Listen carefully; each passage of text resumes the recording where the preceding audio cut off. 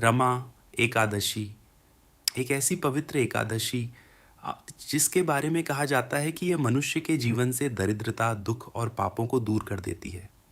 कहा जाता है कि जो व्यक्ति श्रद्धा और भक्ति से रमा एकादशी का व्रत करता है, उसे भगवान विष्णु और माता लक्ष्मी दोनों की कृपा प्राप्त होती है। लेकिन क्या केवल एक व्रत किसी निर्धन और दुखी व्यक्ति का जीवन बदल सकता है? क्या भगवान सच में अपने भक्तों की पुकार सुनते हैं? आज की यह कथा है राजा मुचुकुंद की पुत्री चंद्रभागा और उसके पति शोभन की। एक ऐसी कथा जहां प्रेम, भक्ति और एकादशी व्रत की शक्ति ने मृत्यु के बाद भी चमत्कार कर दिया। प्राचीन समय की बात है। एक विशाल राज्य में राजा मुचुकुंद का शासन था। राजा मुचुकुंद भगवान विष्णु के परम भक्त थे। वे हर एकादशी का व्रत अत्यंत नियम और श्रद्धा से करते थे। उनके राज्य में एकादशी के दिन कठोर नियम लागू होते थे। उस दिन कोई भी अन्न ग्रहण नहीं करता था। यहाँ तक कि पशुओं को भी भोजन नहीं दिया जाता था। राजा की एक सुंदर और धर्मपरायण पुत्री थी, चंद्रभागा। चंद्रभागा बचपन से ही एकादशी व्रत का महत्व जानती थी। उसका विवाह एक सुंदर राजकुमार शोभन से हुआ था। शोभन स्वभाव से अच्छे थे, लेकिन उनका शरीर बहुत कमज़ोर था। वे लंबे समय तक भूखे नहीं रह सकते थे। कुछ समय बाद कार्तिक मास की कृष्ण पक्ष की रमा एकादशी आने वाली थी। उसी समय शोभन अपनी पत्नी चंद्रभागा के साथ राजा मुचुकुंद के महल आए हुए थे। जब शोभन को पता चला कि राज्य में एकादशी का कठोर नियम है, तो वे चिंतित हो गए। उन्होंने चंद्रभागा से कहा, मेरा शरीर बहुत कमज़ोर है, मैं पूरा दिन भूखा नहीं रह पाऊंगा। चंद्रभागा ने दुखी होकर कहा, स्वामी, मेरे पिता के राज्य में एकादशी का नियम बहुत कठोर है। यदि किसी ने व्रत नहीं किया तो उसे दंड दिया जाता है। ये सुनकर शोभन और अधिक परेशान हो गए, लेकिन वे अपनी पत्नी और ससुर का अपमान भी नहीं करना चाहते थे। अंत में उन्होंने निश्चय किया कि वे भी रमा एकादशी का व्रत करेंगे। एकादशी का पावन दिन आया।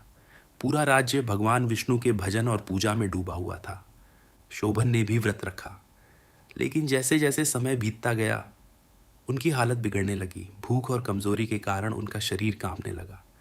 रात होते होते वे अत्यंत कमज़ोर हो चुके थे, लेकिन फिर भी उन्होंने भगवान विष्णु का नाम लेना नहीं छोड़ा। आधी रात के बाद उनकी स्थिति और गंभीर हो गई और अंततः रमा एकादशी का व्रत करते करते शोभन ने अपने प्राण त्याग दिए।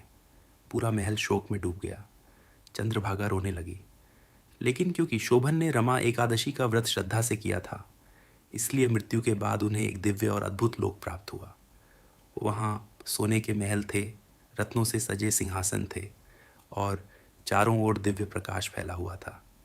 शोभन उस दिव्य राज्य के राजा बन गए, लेकिन वह राज्य स्थायी नहीं था, क्योंकि शोभन ने व्रत तो किया था, लेकिन उनका मन पूरी तरह स्थिर नहीं था। उधर पृथ्वी पर कुछ समय बाद एक ब्राह्मण उस दिव्य लोक में पहुंचा। वहां उसने शोभन को देखा और आश्चर्यचकित रह गया। वापस लौटकर उसने चंद्रभागा को सारी बात बताई। यह सुनकर चंद्रभागा अत्यंत प्रसन्न हुई। वह तुरंत एक महान ऋषि के पास गई और बोली, हे गुरुदेव, मैं अपने पति के उस दिव्य लोक को स्थायी बनाना चाहती हूँ। ऋषि ने कहा, तुमने बचपन से श्रद्धा और नियम पूर्वक जो एकादशी व्रत किए हैं, उनका पुण्य अत्यंत महान है।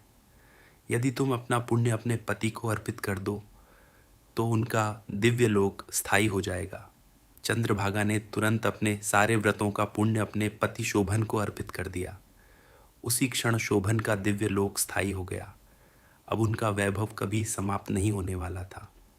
कहा जाता है कि रमा एकादशी का व्रत करने से मनुष्य को भगवान विष्णु और माता लक्ष्मी की कृपा प्राप्त होती है और उसके जीवन के दुख, दरिद्रता और पाप समाप्त होने लगते हैं।